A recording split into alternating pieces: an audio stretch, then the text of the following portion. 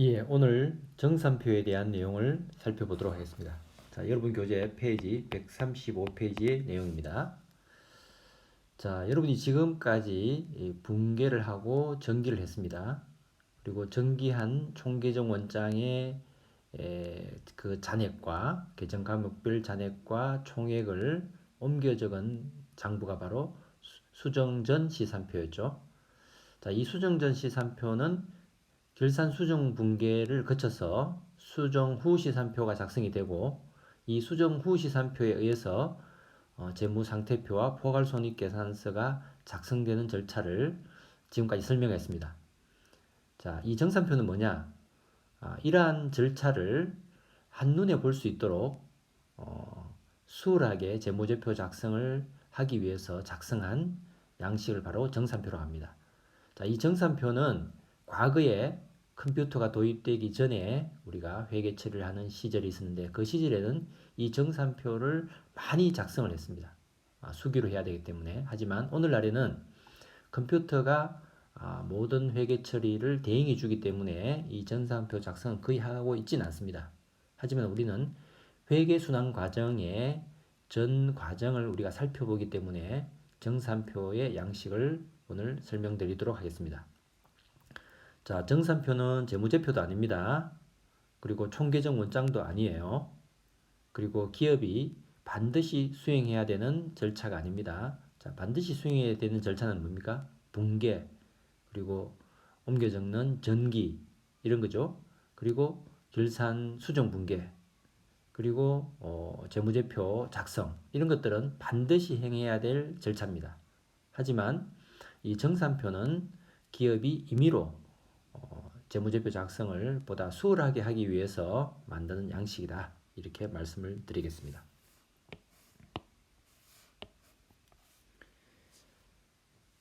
방금 말씀드린 대로 정산표는 수정 후 시산표 작성과 재무제표를 만드는 과정을 보다 수월하게 수행하기 위해서 기업이 임의로 작성하는 양식입니다. 자, 그래서 기업이 이 정산표를 굳이 작성하지 않아도 된다는 이야기죠. 오늘날과 같이 컴퓨터 환경에서는 거의 작성하지 않는다.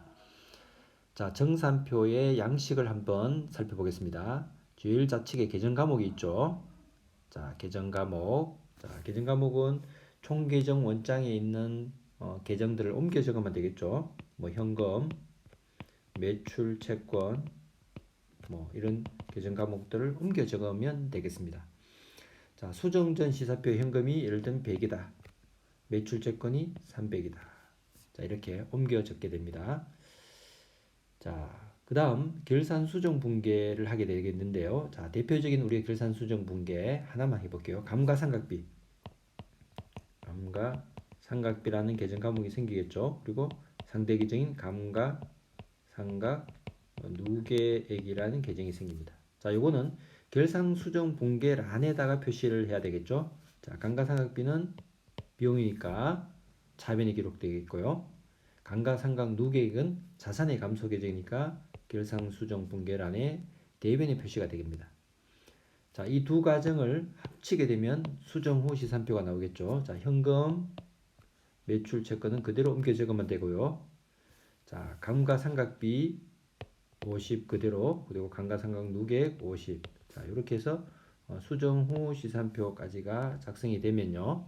자, 이 외에도 많은 계정들이 있겠죠. 자, 이 포괄손익계산서와 재무상태표가 나오는데요.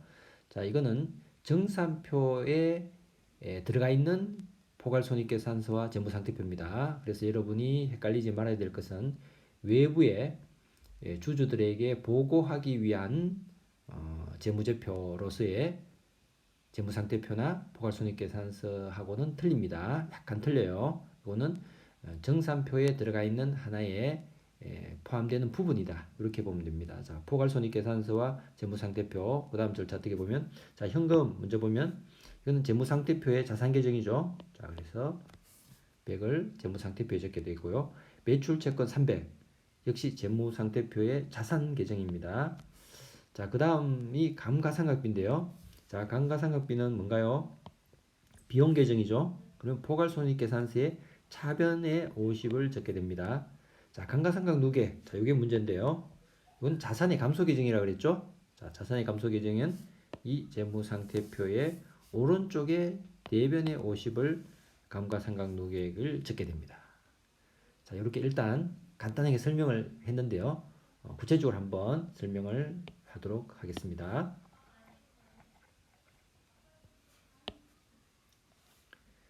자, 정산표. 자, 단위를 우리가 수월하게 해서 천 단위로 했고요. 자, 1단계는 정산표에 수정전 시산표의 내용을 그대로 옮겨 적는 절차입니다. 이게 1단계예요. 자, 총계정 원장에 있는 모든 계정 그리고 금액을 그대로 직접 옮겨 적습니다. 자, 수정전 시산표에 요 모든 계정 과목들을 일단 적고요. 현금부터 해서 이자 비용까지 적고요. 그 다음에 수정전 시산표란에 차변과 대변에 각 계정 과목의 금액을 그대로 직접 옮겨 적게 됩니다. 자, 차변과 대변 합계가 1110, 1110으로 일치하게 되고요. 자, 자산과 비용 계정은 차변에 놓이게 되고요. 미지급금 차입금과는 같은 부채 그리고 자본금과 같은 자본 계정, 매출과 같은 수익 계정은 수정전 시산표의 대변에 놓이게 됩니다. 이렇게 그대로 정산표에 이 수정전 시산표 내용을 옮겨 적게 되는 1단계를 거치게 되고요. 자, 2단계 보겠습니다. 자, 2단계와 3단계를 같이 설명하고 있습니다. 자, 첫 2단계 3 결산 수정 분계를 반영하고 이를 수정 후 시산표에 그대로 작성하는 절차입니다. 자, 아까 첫 번째 절차 이야기했죠. 요게 1단계고요. 자, 요게 2단계고요. 자, 요게 3단계입니다. 자, 아까 1110, 1110이라는 수정전 시산표의 내용을 그대로 옮겨 적은 거. 자, 그 다음에 결산 수정 분계를 보겠습니다. 자, 결산 수정 분계 이 부분. 자, 결산 수정 분계에 그 남바링이 된 걸 보면 1번, 2번, 3번, 4번 해서 동그라미로 표시가 되어 있는 것을 여러분이 볼 수 있습니다. 자, 이게 바로 결산 수정 분계한 내용을 정산표에 옮겨 적은 겁니다. 자, 1번을 보세요. 1번 30, 40 합쳐서 70이죠. 자, 그 다음에 대변에 70하고 1, 71이고 자, 이렇게 해서 잠깐만요. 요 1번 요것만 해야 되겠네요. 자, 이렇게 결산 수정 분계 내용을 옮겨 적은 것을 우리가 볼 수 있겠습니다. 자, 이거를 역으로 우리가 분계를 한번 해보겠습니다. 자, 결산 수정 분계, 결산 수정 분계 어떤 분계가 있었는지. 자, 1번 거래 임차료 30 그리고 급여 40 이렇게 되고요. 자, 편의상 슬래시를 하겠습니다. 왼쪽은 차변이고 오른쪽은 대변입니다. 자, 미지급 비용 70. 자, 요 1번 결산 수정 분계를 그대로 옮겨 적은 겁니다. 자, 발생한 임차료와 급여가 있지만 현금을 결산 시점까지 현금을 지급하지 못했을 경우에 이걸 인식하는 발생과 관련된 결산 수정 분계죠. 자, 미지급 비용 했고요. 자, 2번을 보면요. 자, 결산 수정 분계 2번을 보면 선급 비용 보험료라고 되어 있죠. 자, 차변에 선급 비용 11. 자, 그리고 대변에 보험료 11 이렇게 되어 있습니다. 자, 이것은 이연과 관련된 결산 수정 분계죠. 자, 기중에 현금으로 지급한 보험료 관련 지출액이 전액 단기의 비용이 아닌 거죠. 그래서 11만큼은 차기에 비용화 되어야 될 금액을 미리 지급한 거죠. 자, 미리 지급한 거 선급 비용 자산이죠. 그리고 보험료라는 비용을 감소시키는 요 결산 수정 분계가 그대로 옮겨져 있는 거고요. 자, 3번의 결산 수정 분계를 보면 이자 비용 1이 있고요. 자, 대변에 미지급 비용. 자, 1이 있고 이렇게 해서 미지급 비용은 합계가 71이 되는 게 바로 그런 이유입니다. 1번과 3번에 합쳐서 71이라는 미지급 비용이 되고요. 마지막에 네 번째 결산수정 분계를 우리가 역으로 추정해 보면 감가상각비 30과 그리고 감가상각 누계액 30이 여기서 우리가 확인을 할 수가 있습니다. 자, 이러한 결산수정분계 내용이 그대로 여기 결산수정분계에 옮겨져 있고요. 자, 그 합계도 112, 112로 일치를 하게 됩니다. 자, 이거 한번 지워 볼게요. 자, 이렇게 하고요. 자, 3단계 절차는 이 내용을 그대로 옮겨 적는 절차인데요. 자, 보시면 현금, 매출, 채권, 보증금, 비품 그대로 옮기면 되는 거죠. 자, 미지급부터 매출까지도 그대로 옮겨 적으면 됩니다. 자, 광고 선전비도 그대로 20. 자, 임차료를 보시면 요 임차료. 자, 수정 전에 30이 있을 거요. 결산 수정 분계 1을 통해서 또 30이 자변에 기록되어서 수정 후에는 합치면 60이 됩니다. 자, 급여 역시 40, 40에서 80이 되고요. 자, 보험료 보시면 10인데 대변에 2번 결산 수정 분계를 통해서 11이 줄어들어서 1이 되죠. 자, 이자 비용은 3과 1이 더해져서 4가 되고요. 자, 여기에 음영 표시로 나타난 이 부분은 계정 과목은 결산 수정 분계 과정을 통해서 새롭게 나타난 계정 과목이다라고 보면 됩니다. 자, 미지급 비용 1번과 3번에서 70하고 1이죠. 그래서 71, 선급 비용 11, 감가상각비 30, 감가상각 누계액 30 이렇게 되는 거죠. 자, 수정 후 시산표의 차변과 대변 합계는 1211, 1211로서 일치를 하게 됩니다. 자, 1단계가 총계정 원장의 모든 계정과 금액을 직접 기재하는 절차고요. 자, 결산 수정 분계에 필요한 계정을 추가해서 결산 수정 분계를 옮겨 적는 절차. 자, 그리고 결산 수정 분계를 반영한 수정어 시산표 작성. 자, 이렇게 3단계까지를 거쳤고요. 마지막 단계를 보겠습니다. 4단계는 수정 후 시산표로부터 포괄손익계산서를 먼저 도출을 해보는 절차입니다. 자, 이게 바로 4단계입니다. 자, 포괄손익계산서는 수익과 비용 계정만 옮기면 되죠. 여기 보면 글자가 조금 흐리게 나오는데 수익 및 비용 계정만 옮기는 겁니다. 자, 여기에 나타난 모든 계정 중에서 수익과 비용 계정, 자, 수익, 매출, 광고 선전비, 임차료, 급여, 보험료, 이자 비용, 자, 밑으로 또 내려와야 되죠. 감가상각비까지죠. 그래서 수정 후 시산표에 나오는 금액 20, 60, 80, 1, 4, 30을 옮겨 적으면 되고요. 자, 매출은 250 이렇게 되는 겁니다. 자, 이렇게 하면 합계 금액이 대변은 250, 차변은 195로 일치를 안 해요. 자, 그럼 이 차이는 뭐겠습니까? 바로 수익과 비용 금액의 차이죠. 이게 바로 당기순이익이 되겠고요. 이게 55가 됩니다. 자, 55 끼워넣기 금액이죠.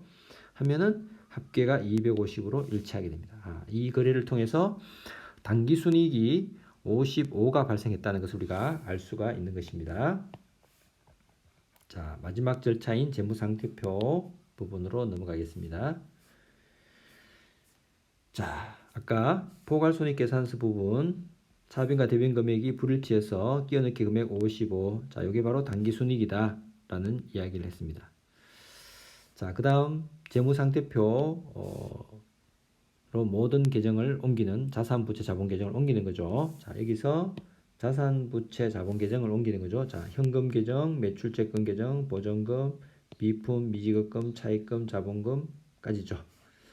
자, 금액을 그대로 옮겨 적었죠. 옮겨 적었고요. 자, 밑으로 쭉 내려와서 자, 미지급 비용, 부채죠. 미지급에 초점을 두라고 했습니다. 승급, 자산이죠. 감가상각 비용이니까 안 하고요. 감가상각 누계액 요거 빠뜨리면 안 되죠. 자산의 감소 계정. 대변에 오게 된다. 자, 요 경우에도 차변합계 1016, 대변합계 961로 불일치하게 됩니다. 자, 요 금액은 역시 정확하게 손익계산서의 당기순이금액과 일치하게 되겠죠. 자, 이게 55. 자, 이게 바로 당기순이익을 나타내는 거죠. 자, 4단계 다시 한번 설명하면 수익 및 비용 계정만 포괄손익계산서란에 기재를 하게 되고요. 자, 5단계는 자산부채 자본 계정만 재무상태표란에 기재를 하게 됩니다. 자, 그리고 포괄손익계산서란에 차변과 대변합계의 차이가 당기순이익이고요. 당기순이익은 재무상태표에 뭐가 됩니까? 바로 자본 중에서도 이익잉여금을 구성하게 된다라는 이야기입니다. 자, 이렇게까지 정산표 작성 과정을 설명을 했고요. 자, 수작업을 하던 시기에는 이런 정산표가 반드시 많이 활용됐다라는 이야기를 드렸습니다. 자, 다음 절차는 장부의 마감입니다. 자, 이게 또 무슨 내용인가? 자, 여러분 교재 페이지 141페이지를 보겠습니다. 자, 정산표 작성을 통해서 우리가 당해연도의 포괄손익계산서 재무상태표를 도출할 수 있었고요. 자, 정산표라는 것은 아까 말한 것처럼 기업 임의로 작성하는 조정표다. 자, 그래서 정산표를 작성했다 해서 모든 장부 기록이 마감된 건 아니다. 회계 순환 과정이 마감된 게 아니다. 자, 이게 또 무슨 말인가? 재무제표를 만들었으면 됐지. 아직 장부 기록이 마감이 안 됐다는 말이 뭔가? 자, 읽어보겠습니다. 교재 141페이지. 장부 기록 절차를 마무리하기 위해서는 자산, 부채, 자본, 이거는 재무상태표 계정이죠. 계정들을 다음 회계연도 차기로 이월시킨다, 넘긴다는 거죠. 자, 수익비용 계정은 차기로 이월을 시키지 않고 이를 집합 모아서 이익잉여금 계정으로 대체하는 절차가 필요하다. 자, 이러한 절차를 장부의 마감이라고 한다라고 됩니다. 자, 그러면 자산부채 자본 계정은 이월이 되는데 수익비용 계정은 왜 이월이 될 수 없는가? 자, 이를 조금만 생각해 보면 알 수 있어요. 자, 예를 들어 2001년도 말 회계기 말에 매출 채권이 1,000원이 있다. 이게 무슨 말입니까? 받을 돈이 1,000원이 있다는 말이죠. 장차 회수해야 될 현금이죠. 이기 때문에 2002년도로 2월 넘겨서 이에 대한 장부 기록을 해야 됩니다. 그리고 2002년도에도 외상 매출이 발생을 하면 매출 채권이 늘어나겠죠. 이에 대한 장부 기록을 해야 됩니다. 그리고 부채, 자본 계정도 자산과 마찬가지로 2002년도 다음 회계연도죠. 차기로 넘겨서 이월에서 증가하느냐 감소하느냐 하는 거래를 반영해야 된다. 자, 매출 채권이 2001년도 말에 1,000원이었는데요. 2002년도에 넘어가서 이월 시켰는데 그것이 700원이 현금으로 회수됐다. 그러면 매출 채권이 700이 감소해서 남아있는 잔액은 300이 된다. 이렇게 반영을 해줘야 된다는 겁니다. 자, 계속 읽어보면 반면에 수익 비용을 설명하는 겁니다.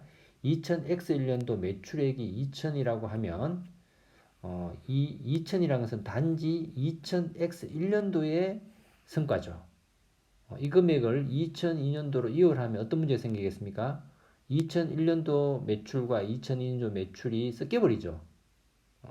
그래서 2002년도의 정확한 재무 성과를 우리가 파악이 안 되기 때문에 이건 이월을 할 수가 없는 겁니다. 따라서 수익과 비용 계정의 금액을 재무상태표의 이익잉여금으로 대체하는 이런 방법을 씁니다. 수익비용 계정은 즉 수익에서 비용을 뺀 순액, 이게 단기 순이익이 될 수도 있고요, 단기 순손실이 될 수도 있는데요. 이 금액을 이익잉여금으로 대체하는 그런 회계 처리를 하게 된다. 자, 이렇게 장황하게 설명을 했는데요.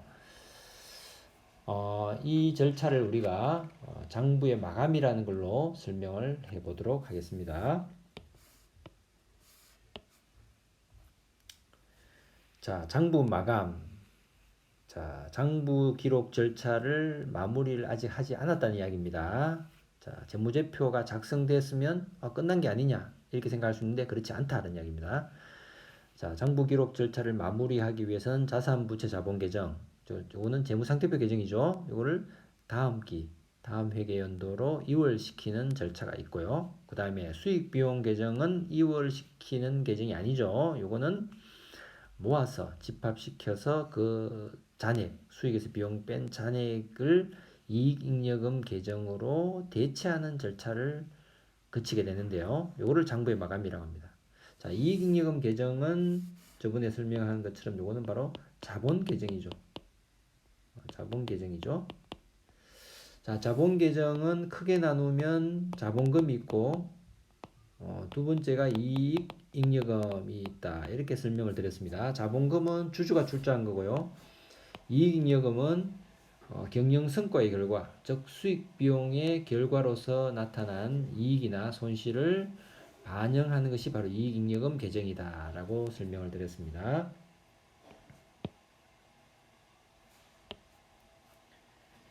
예, 주식에서 한강 사례를 보면서 우리가 장부를 마감을 해보겠습니다. 자, 수익 계정이 있고요. 비용 계정이 있다고 그랬습니다.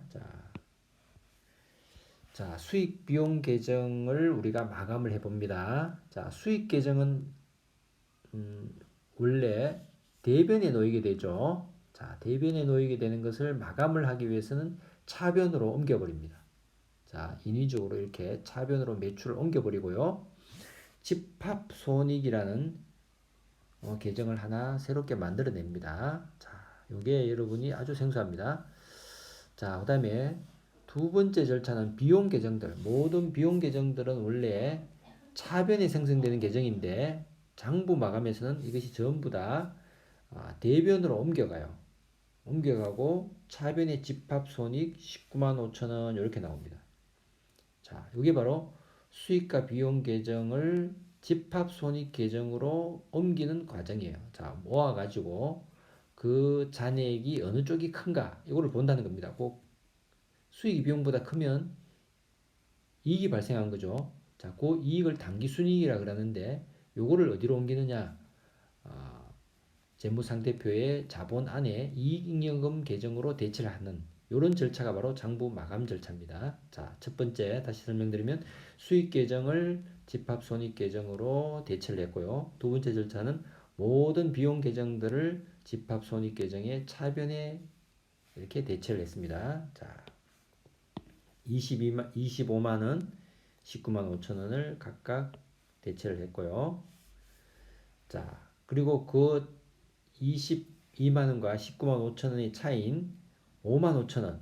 자, 요 5만 5천 원을 우리가 집합손익 계정을 이익잉여금으로 대체를 하는 요 절차. 이렇게 해서 장부 마감이 됐는데요. 자, 이렇게 세 가지 수익 계정의 집합손익 계정으로의 대체. 두 번째는 모든 비용 계정의 집합손익 계정으로의 대체. 그리고 그 집합손익 계정의 잔액을 또 이익잉여금으로 대체. 이렇게 세 가지의 마감 절차를 거치게 되는데요. 자, 이렇게 세 번 하지 말고 한 번으로 끝내자 하는 이런 방법을 쓸 수도 있습니다. 자, 모든 수익 비용 계정을 마감할 때, 자, 수익 계정은 차변으로 옮기고요. 모든 비용 계정은 대변으로 옮겨서 그 잔액을 이익잉여금으로 이렇게 한 번에 처리할 수도 있다는 이야기죠. 자, 다음 내용 넘어가 봅니다. 자, 당기 순손실이 발생하면 어떻게 되느냐? 자, 역시 마찬가지입니다.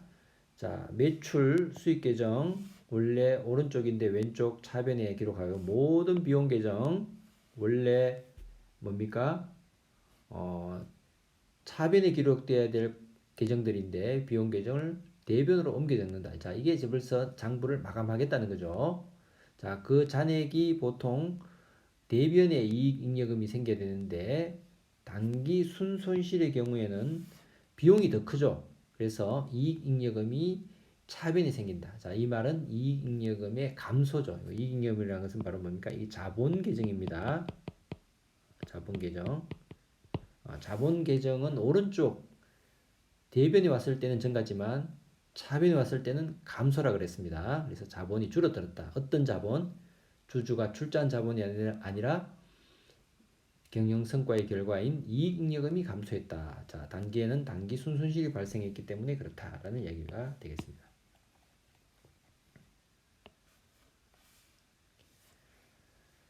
자, 요거는 그냥 넘어가도록 하겠습니다. 자, 이때까지의 장부 마감 절차를 하나의 그림 팔로서 한번 설명을 드려보도록 하겠습니다. 자, 수익 계정이 있고요. 수익 계정은 대변에 이렇게 잔액이 생기고요. 비용 계정은 차변에 잔액이 생기죠. 자, 여기서 우리가 수익 계정을 마감하면서 모든 수익 계정을 차변에 기록하고 집합 손익을 대변에 기록했습니다. 자, 그 절차가 바로 요 절차죠. 자, 집합 손익 계정에 이렇게 차변의 수익이 오게 되고요. 자, 비용 계정은 모든 비용 계정은 집합 손익 계정에 차변에 오게 됩니다. 자, 그 차이가 단기 순이고요. 여기 바로 재무상태표에 이익잉여금으로 이렇게 대체되는 과정. 이게 마감 절차입니다. 자, 모든 수익 계정의 마감, 모든 비용 계정의 마감. 세 번째는 집합 손익 계정의 잔액을 이익잉여금으로 대체하는 과정. 자, 이렇게 됩니다.